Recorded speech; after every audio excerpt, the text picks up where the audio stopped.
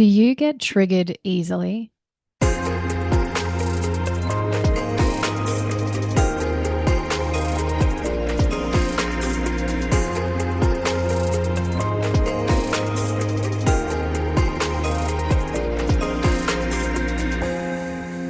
Hello, welcome back to the Finding Freedom podcast, where we talk all about how to feel more calm, connected, heart-centered, grateful, abundant, and empowered so you can find true freedom and create the life you are meant to be living. Today, I want to talk about our triggers. I'm going to talk about what it is to be triggered, what happens when we're triggered, why we get triggered, what triggering teaches us, how to become aware of your triggers, and finally, how you can change this behavior to stop being triggered. And you want to grab a pen and paper for this part. Just so you know, on this podcast, I'm obviously sharing my personal understanding around beliefs, around triggers, around traumas, as well as my own personal experiences. I don't hold any formal training in psychology, for example. So take what I say if it resonates and leave it if it doesn't. But let's dive in. Let's talk firstly about what it is. What is being triggered? So every single soul on this planet has experienced being triggered and probably continues to experience being triggered. I think this is something that will largely extend in many ways throughout our lives. And triggering is really important because it's all about helping us to grow, helping us to move through the things that are difficult in our lives, the things that challenge us. Being triggered specifically is when you have a reaction to something that happens or something that a person says, either in general, like something you hear on the news, or if they say something directly to you that offends or upsets you or makes you angry or something like that. You could even have a reaction to a single word, like if someone uses the word God. Let's say you grew up in a challenging environment where religion caused division. A word like God might trigger you. Now, this reaction creates an intense emotion within you. And during this time, when you're triggered, you're often unable to stay silent about how you feel. This reaction usually brings up a belief you hold about your life and yourself. And then this belief, it was likely created in a moment of a significant event. So when you're triggered, it's not the main event that's occurring. You're being triggered because of something that happened in the past. So this significant event led to a reaction, and this event is what we know to be trauma or a traumatic event that we experience in this lifetime. It can be significant and it can be like obvious physical trauma, or it can be emotional trauma that's less obvious. It can be one big event, or it can be a series of events, both large or small, like the kid at school who called you a name every day at school versus that one time you were physically hurt by someone. But just to be clear, one is not more damaging than the other. It's all about how it impacts the soul and how we deal with the trauma. Now, I would never wish any physical harm or emotional harm on another, but it is true that some individuals cope better than others, or they're more willing to work through the pain rather than run from it. That said, some souls are more sensitive also, myself included.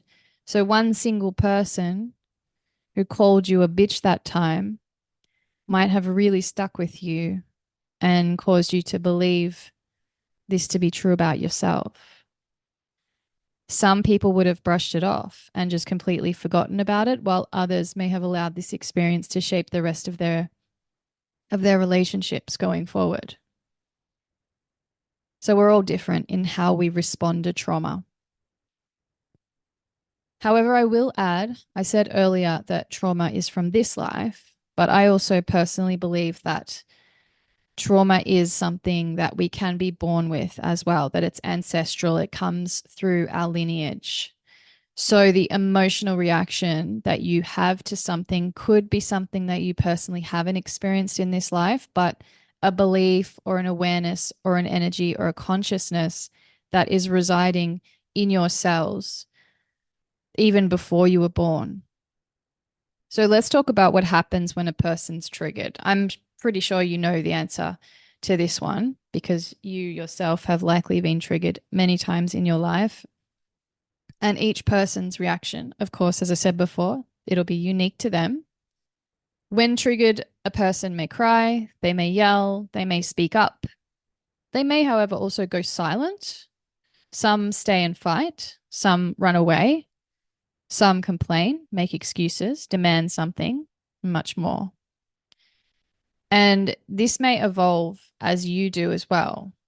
You know, the soul is never stagnant, we're always growing. So maybe when you're triggered by a parent as a young kid, maybe in that moment or when you were a child, you stayed silent or cried silently, say afterwards when you went to bed or something like that. But then as you grew older and you gained more confidence, you maybe now choose to stand and fight to that same parent. You're unafraid to speak your mind now. You feel stronger, confident, you're more able to stand up for yourself. But all triggers are different, as are the reactions, and some are bigger than others. And as you can imagine, we all have them. We're all dealing with them pretty much all the time. It's really about, do you want to continue to allow these triggers to control you? Or do you want to take your power back and control them? I'll repeat that again because I think it's a really significant thing to ask yourself. Do you want to continue to allow these triggers to control you? Or do you want to take your power back and control them? Because we can only control ourselves. We can only control what we think, what we feel, how we react, what we do. So if you're reacting in a particular way, it's because you're choosing to do that. You're choosing to live by a belief. You're allowing an experience from the past to shape how you behave today. So this is really about taking your power back. But in order to do that, you have to step up and take responsibility for your behavior and for your thoughts and for your feelings. Triggers are really helpful though. They're so important. They're so beautiful. And I really encourage you to see them that way because we've got to be grateful for all the things that help us to grow. And triggers are one of those things. Trauma is one of those things. So triggers can really teach us about what we need and how we can communicate better. I remember this one time I reacted really intensely to an ex and he had no idea. He had no idea of like the volcano that was about to erupt on him. That sounds a bit gross. That really had nothing to do with him and everything to do with me. It also was something I'd been suppressing, many thoughts and emotions that I hadn't been sharing with him for quite a long time because I was afraid.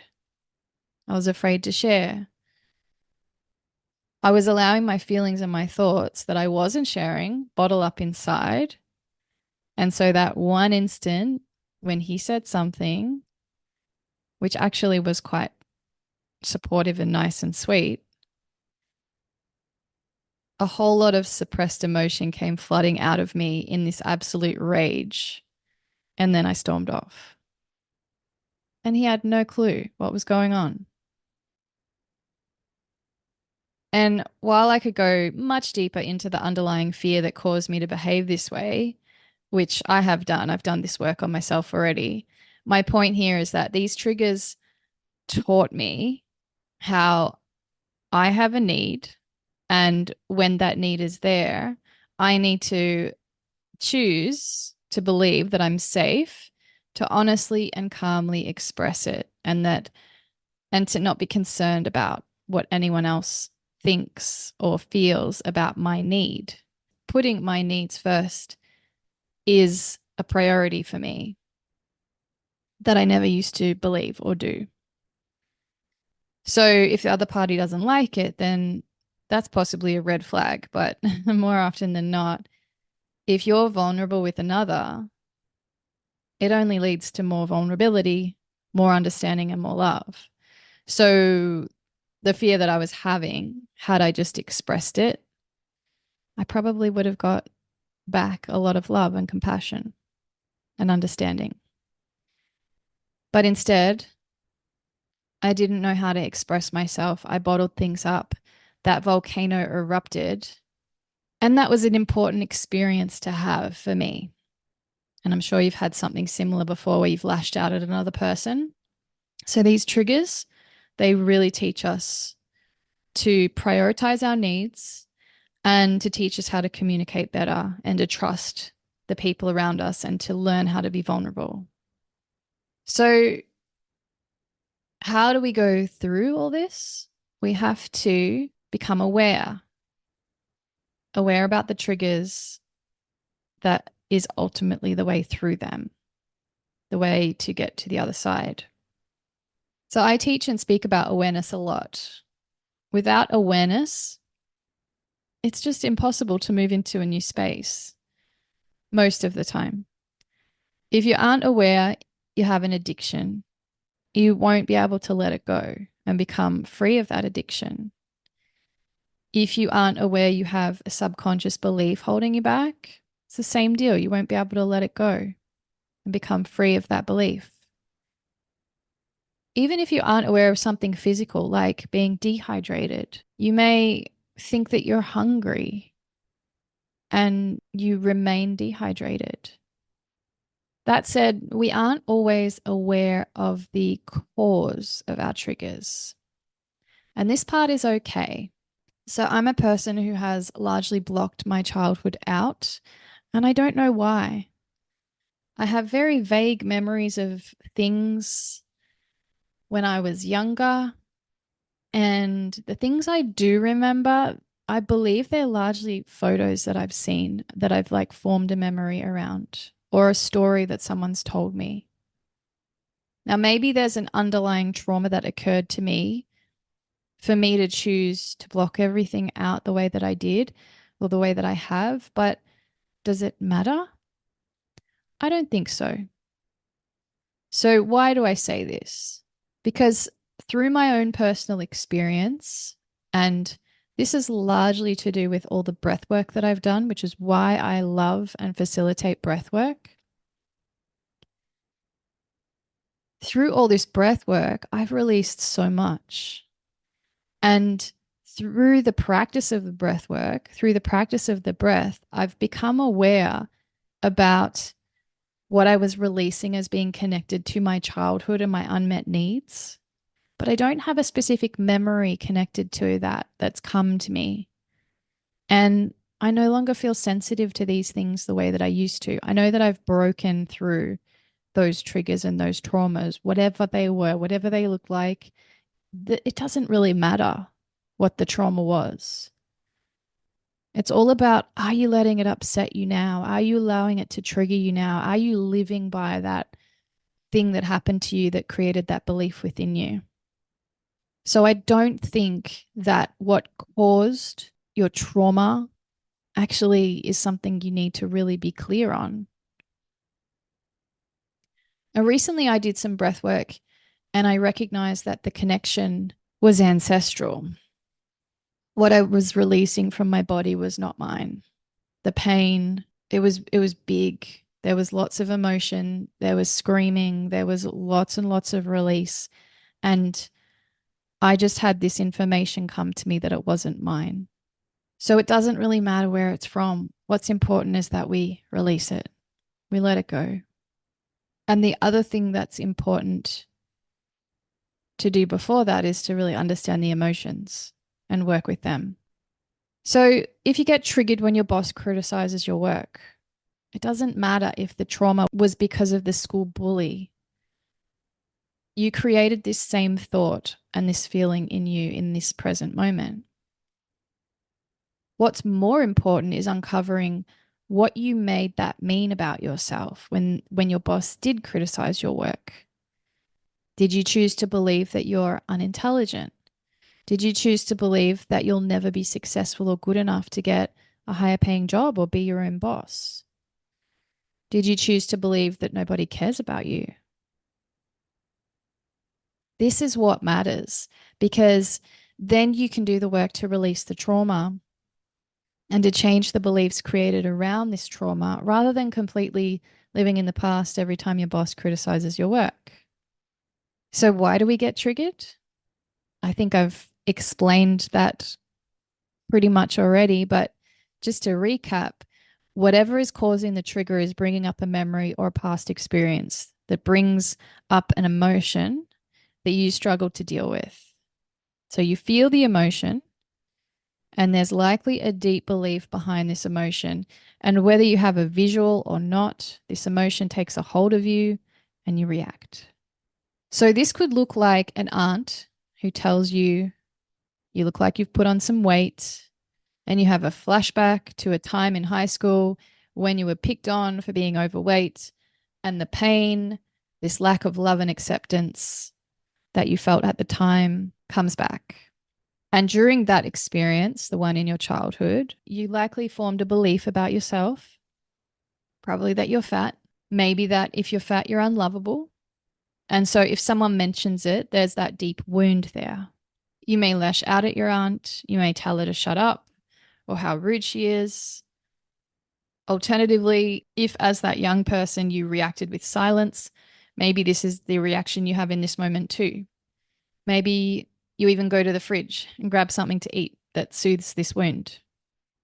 But as I mentioned, living in the past, allowing these beliefs to control how you behave, think, and feel, in my opinion, is not the way forward. We've got to become aware of these triggers and we've got to figure out how to move through them so they no longer trigger us.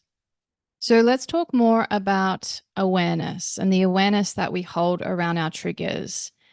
And if you're familiar with where there is healing for you to do, I personally believe that all trauma can be healed. You just have to be able to trust and believe that it can and create safe spaces for you to work through these traumas. We gain awareness of our triggers by reflecting on the things that happen in our lives. That's a really important thing to do, reflect. And often we don't reflect. And you have to reflect after the emotions have passed. You really can't reflect or think of anything at all when you're in that triggered space. You have to wait until the emotions have subsided and you're not feeling triggered anymore. But many people don't take the time for this reflection. They may go over the details about what happened specifically. In fact, this is really common for someone to mull over and over and over what you said, what they said, what happened.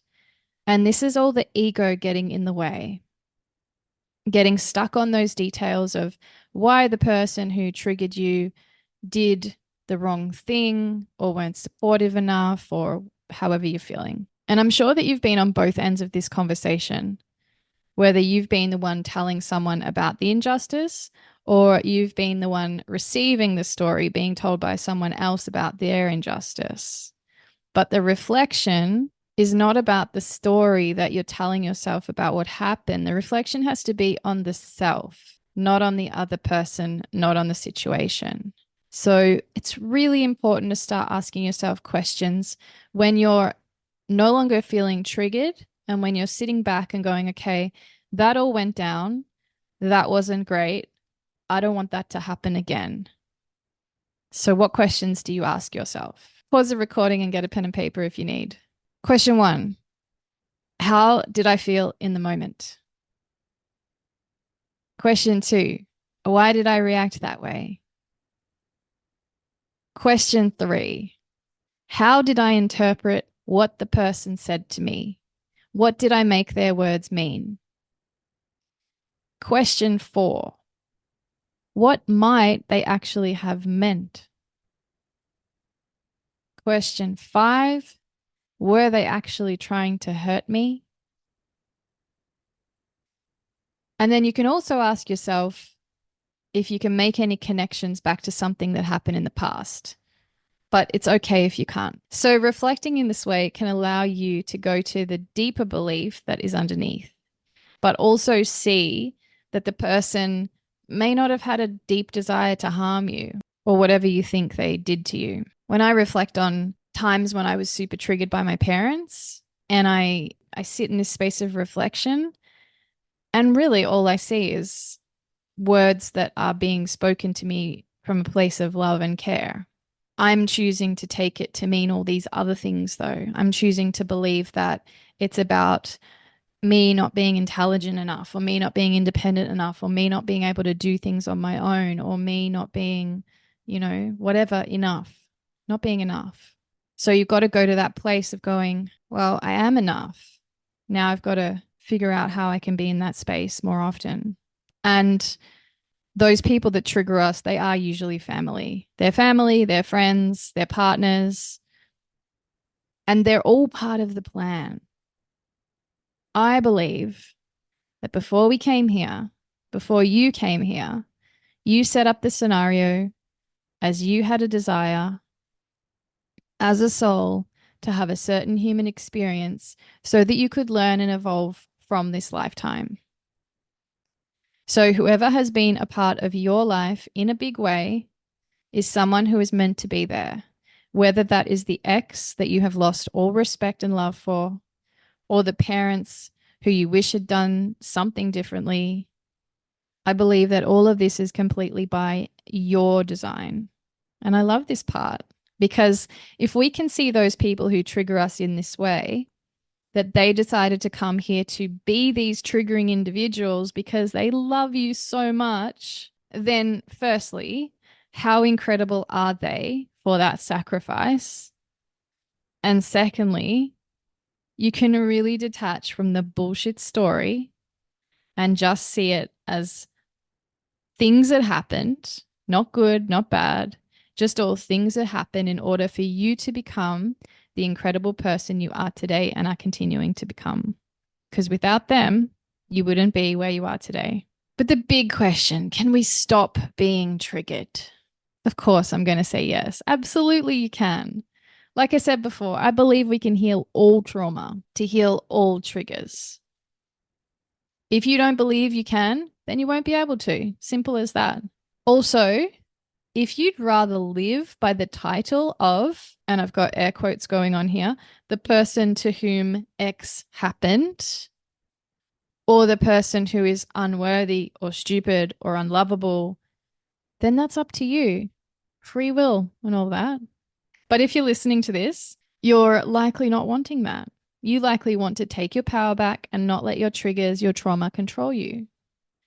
And this is what the spiritual community call shadow work. Triggers bring up our shadows, and like anything, in order to grow, you've got to figure out how to take in and be more light. And to be lighter, you've got to expose the shadows. Which means that when your ex calls you to talk about the kids and says something that upsets you, you've got to look within and figure out why it upsets you. What you believe about yourself in that moment. And then you've got to teach yourself to let it go. And each time the same thing happens, you've got to choose to respond in a way that doesn't react to that trigger anymore. Maybe you still feel a bit sore afterwards, but can you actually get to a point where you don't say anything back to him or her or respond on the same frequency, on that same low level of vibration? Can you allow more light in? Can you rise above it? AKA embody a higher energetic frequency. So start to notice when you're triggered. This is really step one. Start to notice. Then start to shift the beliefs by taking actions that align with this. Grab your pen and paper for this bit. Number one, don't react. Tell your ego, if you watched episode 2 of season 2, Tell your queenie or your version of queenie to simmer down. She is not welcome right now. Number two, put up a boundary if you need. Sometimes the people in our lives need boundaries, and sometimes these boundaries can give us the space enough to like process our thoughts, our feelings, and our actions. And that space can give us that time to be able to embody more calm, more presence, more peace. Number three, see the person as a player in a game. Seriously. What if life was just a game? What if we're just playing a game? That person is just a figure in the game. You don't want them there, they don't have to be there. But it also just takes away the seriousness of it all. It can make you possibly even laugh about the situation.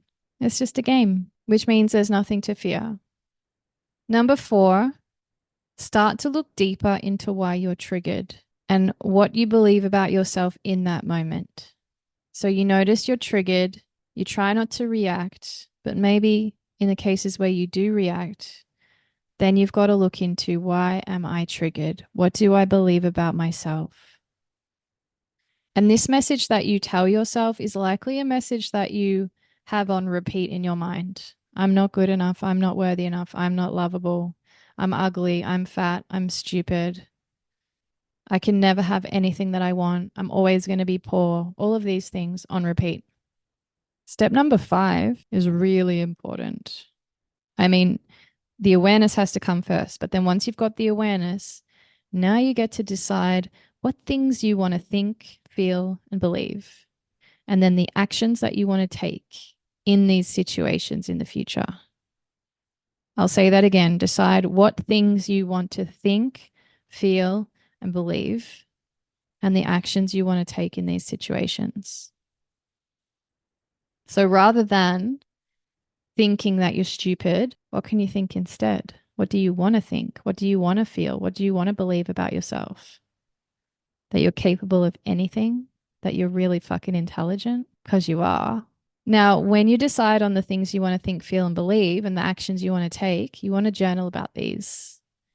You can do two things. I like to do two things. Number one is journal, and number two is to meditate. So meditate on these things and think about as you're meditating, what do I not want to feel? All those things that you feel when you're triggered. And what do I want to change that to? What do I want to think? What do I want to feel? Let's get rid of the old stuff. Let's bring in new stuff. You've got to rewire your brain. And the only way you do it is by literally changing what you think, how you feel, what you do. Number six, do breath work. Breath work to clear the trauma. You can clear trauma in a number of ways. I personally think breath work is super powerful. Of course, I'm going to say that. But a lot of somatic work is really useful for clearing trauma.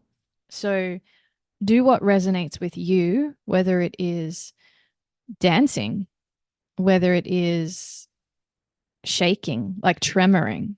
That can be really great for clearing trauma, especially in the moment or just after the moment. It could be a particular type of therapy where you are required to scream or hypnosis, something like that. Lots of different modalities that can help you get there. So you've just got to find the one that works for you. But breath work is incredible.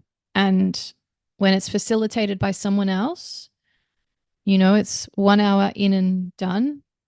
And you've just got to maintain that breath for that time. And then at the end, you will have like taken off a whole layer. And then you do it again, you take off another layer and you go deeper and you go deeper. And each time you take off more and you take off more and you move through more and you process more and you change more. And it's really, really cool. The number seven is to not shy away from the hard, dark place. I heard someone talking about this the other day and it really resonated with me. And it's said that if you are feeling down and this, take it or leave it, go further into it, go deeper into it, like see what's there and trust that you'll come out stronger. Trust that you'll come out with more compassion for yourself and that person who triggers you. Don't shy away from the dark and the hard stuff. You got to go through it, not go around it, not pretend it's not there, not talk all love and light. You got to go through it. We all do. Number 8, surround yourself with people who are on a higher level than you. People who may have dealt with something similar, but then risen above it. So don't try and associate with people who are on the same level as you. You want to go that level up. So if you're breaking up with someone and you're in that stage where you're like not feeling great, you're feeling pretty low, and all you can think of talking about with people is how much you dislike your ex and how much that person hurt you and how much bad stuff you want to do to them or all the really like low vibrational stuff, right? Don't go and hang around another person who goes, "Yeah, let's think all of those things." You can think all of those things, and there's going to be time and space for you to do that if you want to. I hope you get to a place where you can actually end a relationship in a compassionate way with an understanding for the other person. And as you raise your frequency, you will be able to do that. There won't be that same level of trauma, but choose to be around people who try to expose you to that. So they don't let you go to that darker place, right? They hang around and they're there for you and they're like, "Yeah, I know it was tough. It was real tough, but how can we focus on the good stuff? How can we move into a better space?" But if you don't have any people like that in your life, you can get a coach or a mentor who can help you. Wink, wink, nudge, nudge. So, seeing I'm mentioning my services, I'll also mention my 4-week Ho'oponopono inspired breathwork course, which is entirely online. And this can help you move through all these emotions. It's over 4 weeks. The breath practices will help you acknowledge what has happened, how you've behaved, take responsibility for it, ask for forgiveness, move into gratitude and love. And just a heads up, this prayer may even trigger you, but it's worth it. And of course, I work one-on-one with people as well. So you can come and work one-on-one with me and we can work through these types of things together too. All of the links are in the show notes, by the way. All this beautiful work will teach you how to communicate your needs to those people in your life who you really care about. And if you can do that, then you can also lead by example and you might even show them what's possible, helping them to transform too. Because if you're in a certain space, then you expose all the people in your life to that space. So whatever frequency you're holding, you're exposing everyone else to. Hold a higher frequency, expose everyone else to that higher frequency. They have a choice to come to your level or they can leave your space altogether. So if you're around kids, that's really great because the kids are really flexible. They can easily rise up to meet you. And this will bring in like really good stuff into that space. But if you're around adults who aren't ready for that transition, they'll probably just leave your space. They'll be like, "No, she's too high for me," unless they're ready, and then they'll hang around. But choose to be the person who takes responsibility for your emotions. This doesn't mean you're not going to feel emotions. Not at all. There's nothing wrong with feeling emotional. It's completely normal and a huge part of being a human. But developing emotional maturity through becoming aware of your triggers is going to see you become a person you never thought possible. Imagine if you had peace between you and your parents who used to trigger you but no longer do because you've changed your beliefs. Imagine if you never lost your shit at your kids anymore, but rather could communicate with them your needs and ask for help when you needed to find that space. Imagine if your boss was no longer the person criticizing your work, but rather his or her advice was really useful for improving what you do. Imagine if your partner and you always got along and never had any arguments because you knew how to communicate your needs, and so did he or she. Can you feel how this brings in more light? Okay. I believe in you.